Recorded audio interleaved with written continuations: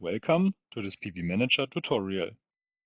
In this video I will show you how you can add own modules and own articles. If you click on the options, you can find the topic Own Articles. When you click on the button New, you can type in an item number.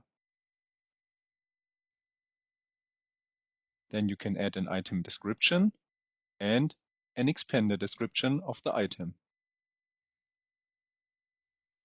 In the drop-down menu, you can select the item unit, like for example in kilograms, meters, minutes, or pieces.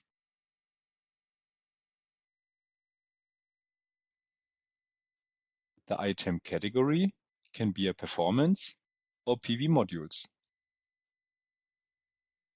For the performance, we have chosen the item unit in minutes, and now we can add a net price.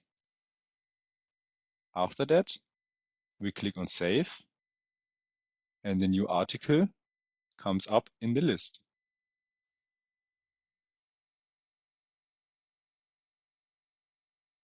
The same you can also do for modules. Here you can click on the button New. Then you can type in the module manufacturer, the module type, and the item number. After that, you take your data sheet and type in all the mechanical and the electrical data. Again, after that you save, and your module will appear in the list.